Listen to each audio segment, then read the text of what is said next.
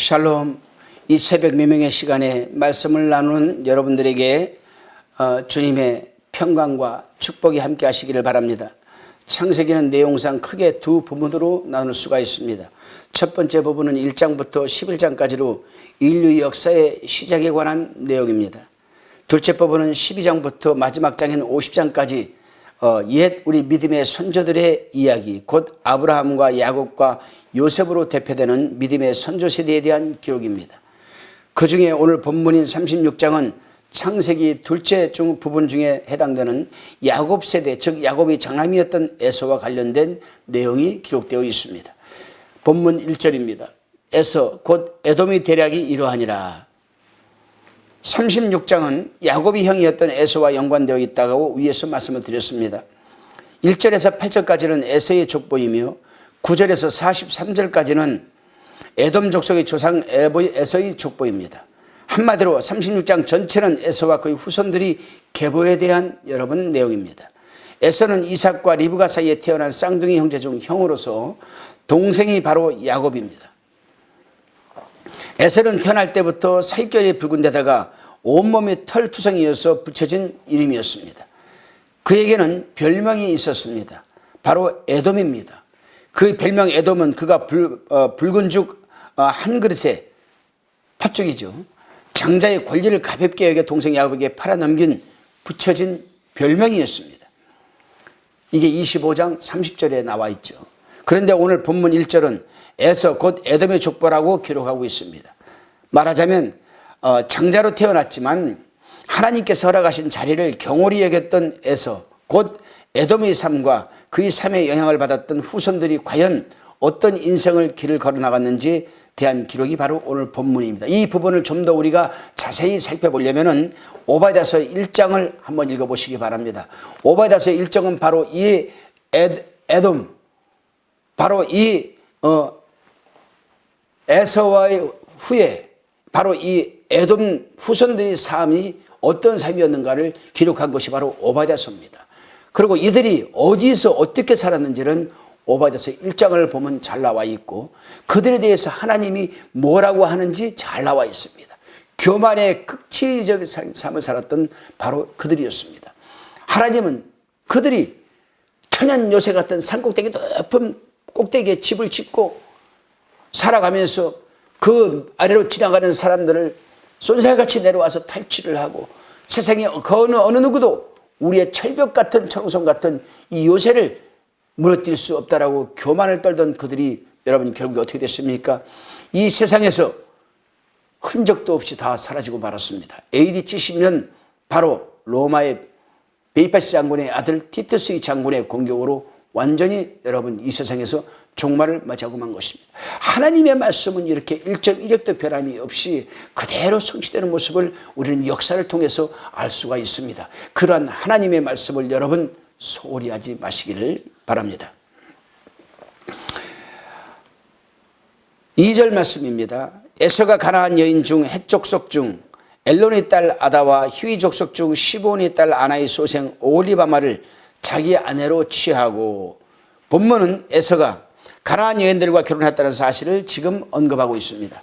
야곱이 아람 출신의 아내들과 결혼한 것과는 대조를 이루는 부분입니다. 그런 그의 결혼은 아버지 이삭과 어머니 리브가의 근심거리가 되었다라고 창세기 26장 35절은 이미 기록하고 있었습니다. 그 일로 상심에 쌓인 부모 이삭과 리브가의 심경을 읽었는지 에서는 3절의 기록처럼 이스마엘의 딸 바스맛을 또 아내로 맞이합니다.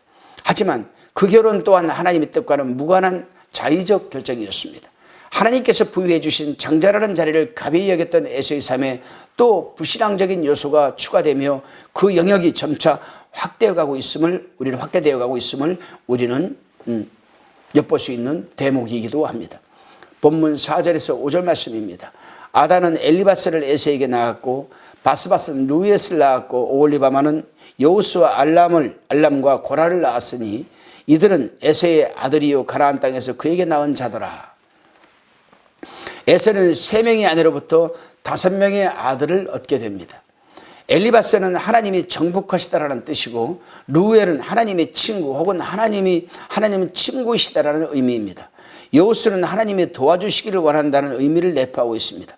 비록 이방 여인들과 결혼한 에서이지만 그래도 아직까지는 아들들의 이름 속에서 하나님께 대한 신앙 고백을 조금이나마 엿볼 수가 있는 또한 대목이기도 합니다.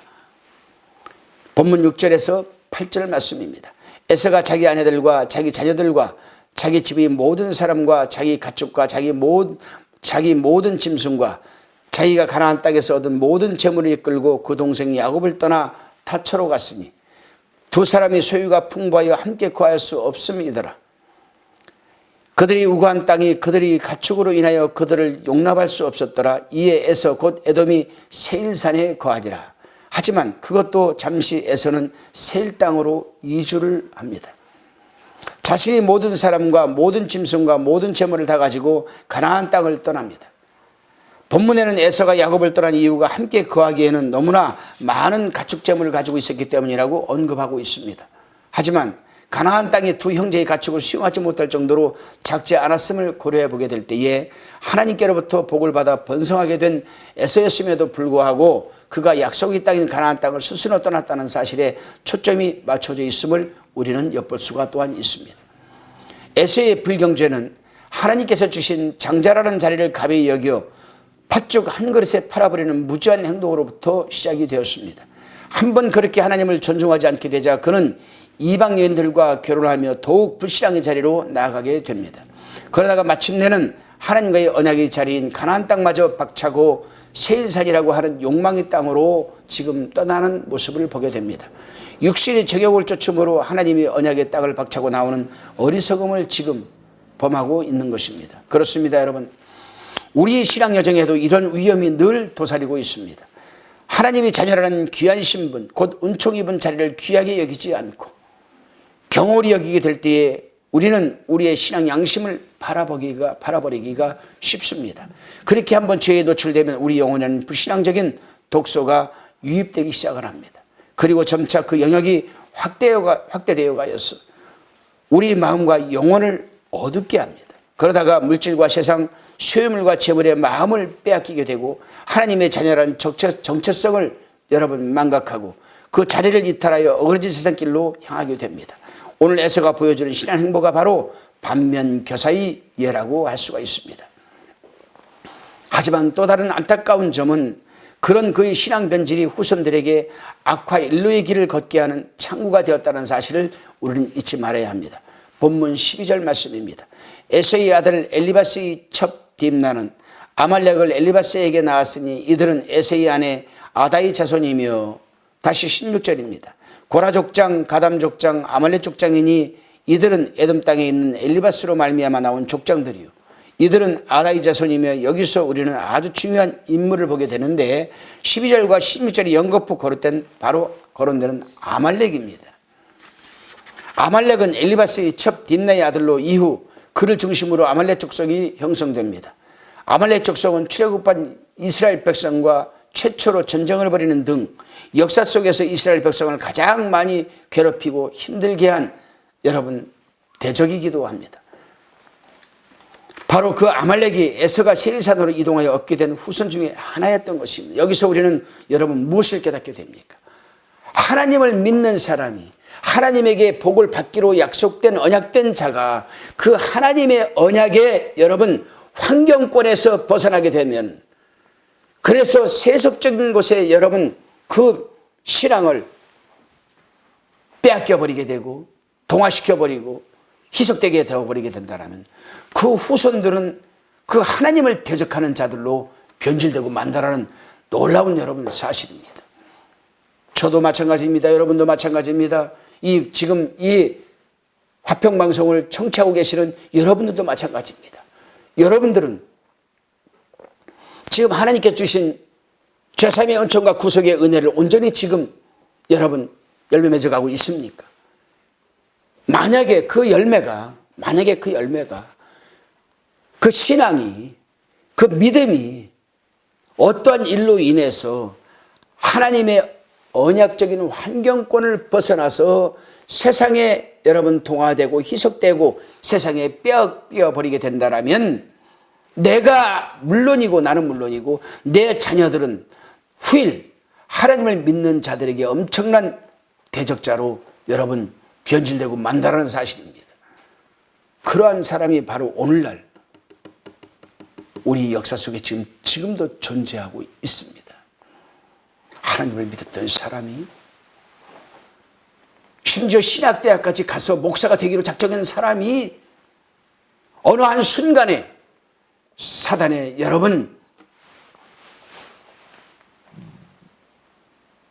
죄가 들어오고 음성이 들어오고 변질되어서 세상적인 사람으로 뒤바뀌어서 오늘날 TV 매체를 통해서 언론 매체를 통해서 얼마나 많은 우리 하나님의 영광을 가리고 있습니까?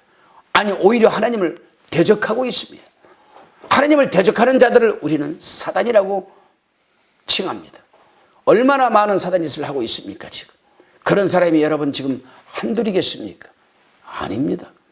반면에 하나님을 대적하던 자들이 하나님이 돌로 쳐 죽이라고 했던 이 무당짓을 했던 사람들이 무당의 대장이었던 사람들이 하나님의 사람 즉 도구로 쓰임받는 사람들을 통하여 그들이 하나님의 영광을 체험하고 그들이 회개하고 회심하여서 다시금 하나님 품으로 돌아와서 오히려 역으로 하나님 영광 돌려드리는 일들이 얼마나 지금 비일비재하고 있습니까? 여러분 우리는 명심해야 됩니다. 하나님께서 허락하신 자리를 귀히 여기지 않고 자신이 원하는 대로 자신의 욕망을 쫓았던 에서는 외형적으로는 풍성하고 넉넉한 삶을 살았던 것처럼 보입니다. 에돔 족속이라는 강력한 여러분 이 민족의 시조가 되는 영예를 얻기도 했습니다. 하지만 그것은 세상적인 관점입니다. 땅에 속한 여러분 시각입니다. 하나님의 관점, 하나님의 나라의 시각으로 본다면 그는 은혜의 자리를 떠남으로 결과적으로 하나님의 뜻을 거스리며 하나님의 백성들을 대적하는 하나님의 대적자들을 배출해낸 에돔 족속의 우두머리에 불과한 것뿐입니다. 우리 그리스도인들의 신앙은 단순히 에서때에서 끝나지 않습니다. 또한 이 말씀을 확대 해석을 하면은 우리 그리스도인들의 신앙은 단순히 우리 대에서 끝나지 않습니다. 부지불식간에 우리 후손들에게 직간접적으로 영향을 미치기 마련입니다. 만일 우리가 오늘 우리에게 주어진 그리스도인이라는 자리를 가벼이 여기고 육신의 정욕을 쫓아 세일과도 같은 세상길로 향한다라면 1차적으로 우리 자녀들이 영원히 상하게 될 것입니다. 더 나아가 후손들의 영적인 생명을 위협하는 영혼의 덫이라는 요소로 악영향을 미치게 된다는 사실을 분명히 우리는 잊지 말고 살아가야 합니다. 사랑하는 여러분, 하나님께서는 아들 예수 그리스도를 십자가의 자리로까지 내보시면서 죄인이었던 우리를 하나님의 자녀라는 은총의 자리에 여러분 앉혀주셨습니다. 주님께서 친히 십자가 고난의 자리에 앉아주심으로 저희는 영원하신 하나님의 나라를 소유한 백성의 자리로 초대받을 수 있었습니다. 그런 자리에 있는 사람들이 바로 우리입니다. 이 사실을 기억하시며 오늘도 그리스도인이라는 성도라는 자리를 귀히 여기시기를 바랍니다. 하나님의 말씀 안에서 육신의 정욕을 제어해 나감으로 세일과도 같은 세상 길로 향하지 않는 깨어있는 그리스도인으로 살아내시기를 바랍니다. 더 나아가 오늘 나의 삶이 내 자녀들과 후손들에게 중요한 영향을 미친다는 사실을 직시함으로 길이요 진리요 주님을 쫓음으로 사람을 살리는 주님의 생명의 도구로 쓰임받는 은총을 누리시는 한 날이 되시기를 주님의 이름으로 축원드립니다. 기도하시겠습니다. 주님, 쇠일과도 같은 세상의 자리가 아니라 길이요 진리 되신 주님의 길만을 쫓음으로 생명을 살리는 주님의 도구로 쓰임받게 하여 주옵소서. 그런 저희의 삶이 자녀들과 후손들에게 영적인 자양분이 되어 믿음의 명가가 세워지는 은총을 입게 하여 주옵소서. 은혜의 주, 살아계신 주, 생명의 주, 우리 주 예수 그리스도의 이름으로 간절히 기도드리옵나이다. 아멘.